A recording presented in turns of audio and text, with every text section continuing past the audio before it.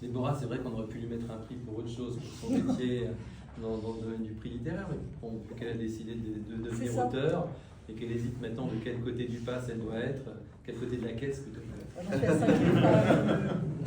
Non, merci beaucoup, ça me touche énormément. Donc, ce livre, c'est le 4e que j'ai écrit et c'est le plus personnel. C'est celui que j'ai écrit parce que mes enfants grandissaient, devenaient des ados, jeunes adultes et allaient partir de la maison. Et je me suis posé la question de savoir qu'est-ce que j'allais pouvoir leur mettre entre les mains.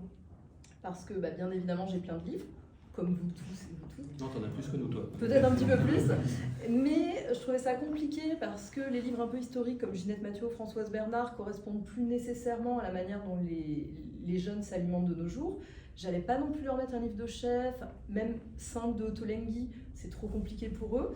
Et je me suis vraiment retrouvée face à cette difficulté de comment est-ce que je peux leur transmettre mes recettes familiales et puis les recettes que j'ai glanées à gauche à droite. Donc à la base, c'était vraiment un livre plutôt pour les jeunes. Et j'ai une petite anecdote à raconter. Au Festival du livre gourmand de Périgueux, il y a 2 ou 3 semaines, j'ai une dame d'une 60aine d'années qui est venue me voir et qui m'a dit « Je vous ai acheté ce livre l'année dernière parce que ma maman ne m'a pas appris à cuisiner. Et en fait, ce livre permet de rattraper la transmission familiale qui a été cassée dans ma famille. » Et ça, j'ai trouvé ça très touchant parce que je n'avais pas pensé à ce public-là. Donc, merci aussi pour ce prix de la transmission. Ça me touche beaucoup.